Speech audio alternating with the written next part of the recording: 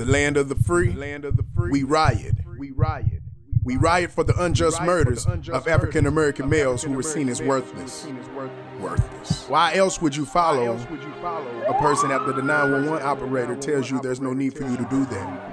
And then you begin an altercation with this person ends up dead, unless you see them as worthless.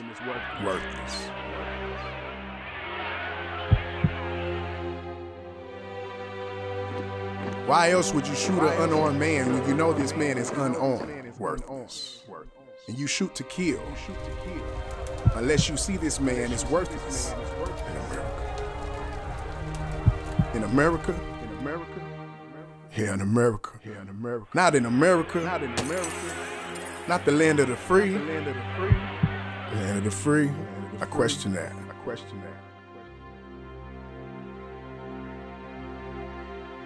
Explain to me.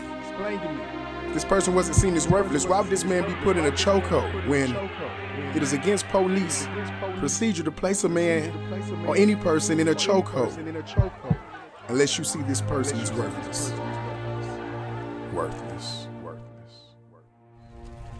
Why else would you sever a man's spine unless you see this man as worthless? I'm here to tell you that these lives were not worthless. They meant something. These were future leaders. These were fathers. These were men. These were human beings. Yes. And we riot. Even us against us, say we stand up for everything. We riot for all injustice done against African American males, or else it's all gonna be worthless.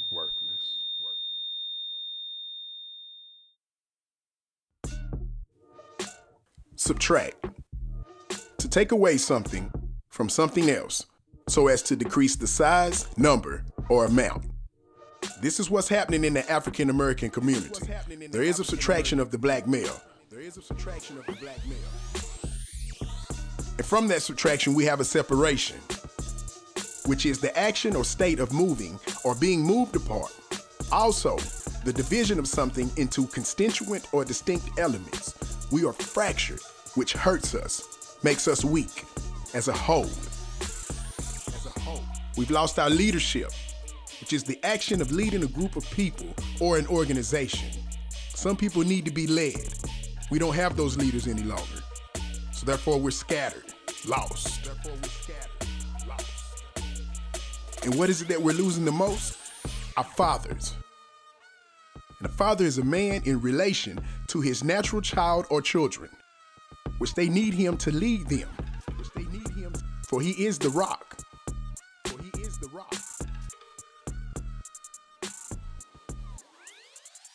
Here's a chart of children in single-parent families by race.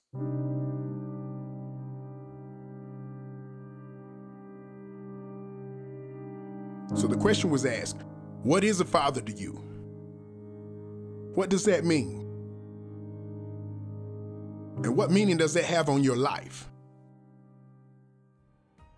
A father is somebody that will give their son or daughter more than what they were given. My opinion of the definition of a father would have to be just support. It's just part of your support system. A father is doing whatever it takes to take care of your responsibility. And, you know, putting your kids before your needs, putting their needs before your needs. And just, you know, just being there for them, being a good teacher, teaching them right from wrong. And just whatever it takes to lead them on the right path, to make sure they have a good life and they grow up to be responsible. Father is a real life hero. Like, you know what I mean? You have your Spider-Mans and Supermans and Marvel and agents of everything, you know what I mean? They got everything out now.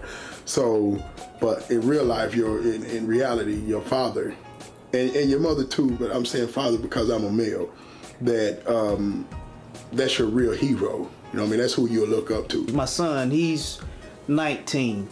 What he meant to me was I need to be his father. You know, pretty much.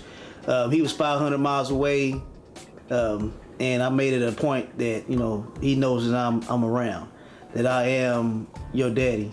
You know, you got a southern daddy and a northern mama. You know, so I wanted him to know that, you know, and when he got older, I let him know that. That's why I was always up there for your birthday, because you do mean something to me. It's just not, you know, you're just not my kid. You know, you are part of me, an extension of my family, the Wynn family. Well, I can say that they mean a lot. I mean, like, I let people know that I have kids. I let them know that it's important to be there for your kids. My kids mean a lot. Like, I really don't know necessarily where I would be if it wasn't for them, because when you have kids, you got to kind of, if you have the right mentality, because it's a process, you have to grow into this, because we're not taught this as men, how to be fathers. You see what I'm saying? We're taught how to be aggressive. We're taught how to defend ourselves and fight, but we're not taught how to fight for certain things. Like, there's certain things, there's a place and a time to get physical, and then there's a place and a time to use that energy in another manner.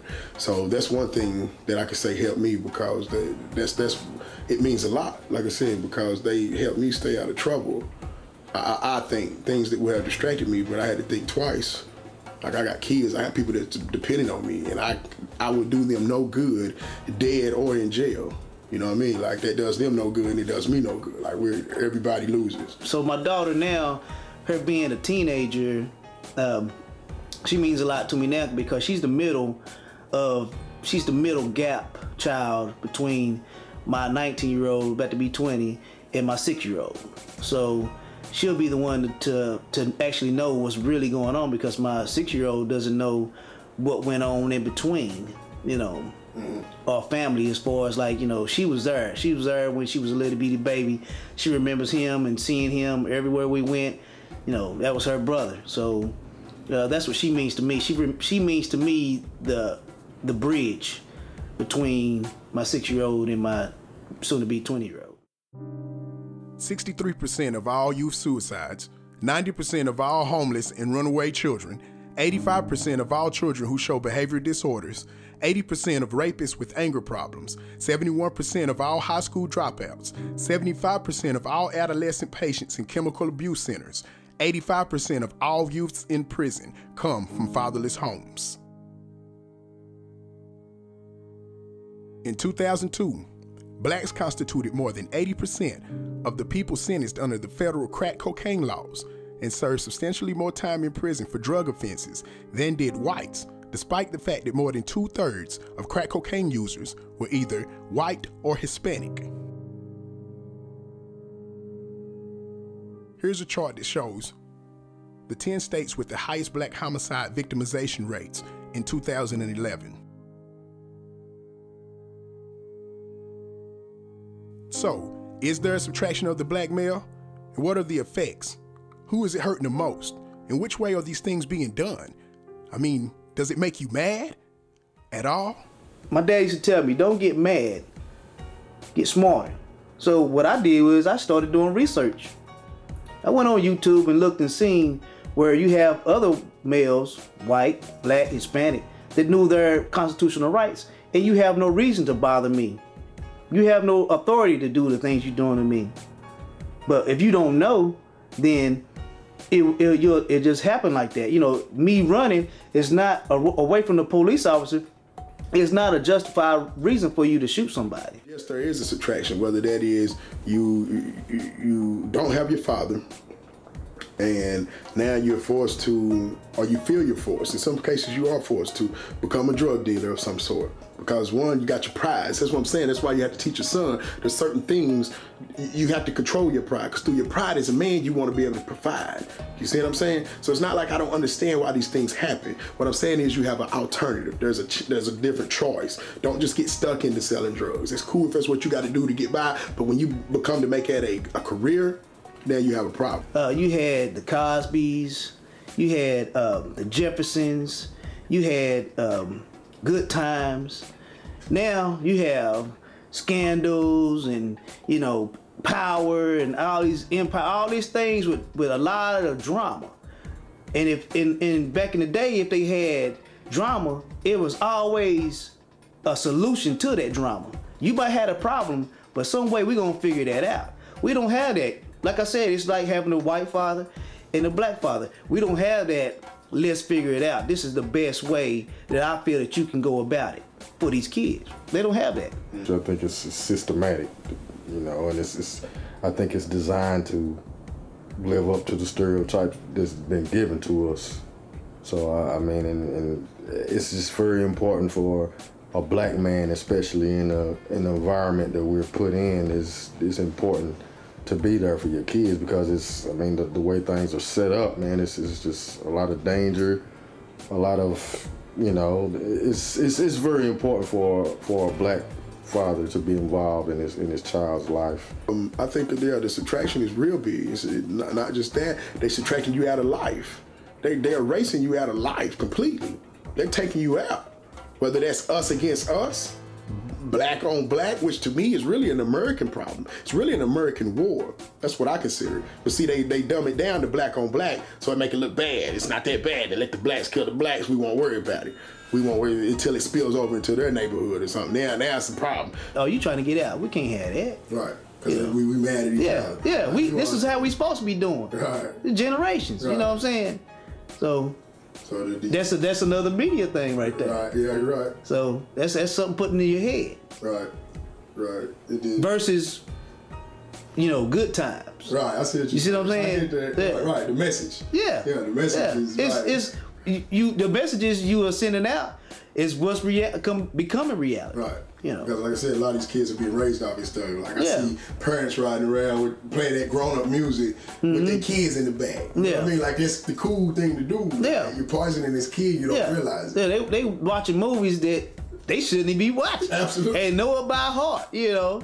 So, you know, they ain't listening to Barney, you know what I'm saying?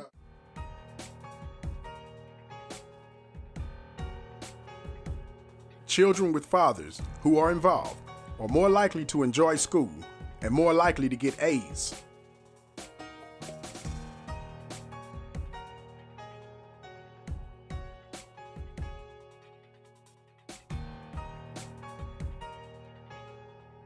Fatherless children are twice as likely to drop out of school, but children with their fathers are 40% less likely to repeat a grade and 70% less likely to drop out of school altogether. So what are we to do? I wonder. Continue the trend of killing each other and going to jail? Leaving our kids behind? Gotta change. The mother of our children to suffer? Gotta change. Have to wonder what's going on? Change our culture. We're gonna stand up like men and take care of our business. One thing I just want to add is that it starts with us. If we don't have the power, we don't have the control over the world we live in, but change starts with us. If we keep doing the stuff that they're portraying us to be, it's only gonna get worse.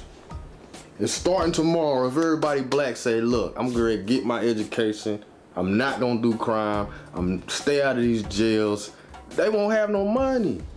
You don't have, you know, prison make money. Lots. And if we don't keep, you know, we getting them paid. We keeping them paid. Right.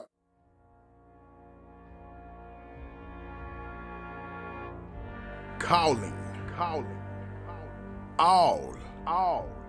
And I do mean all. Each and every one of you, no matter what your religion is, no matter your race, calling all fathers. And if you hadn't spent time with your child in a while, if you hadn't spoke to him in a while, don't care if it's been years, pick up the phone, make that call, make an attempt. I really don't ever see your child turning you down. Do what you need to do. I'm calling all fathers.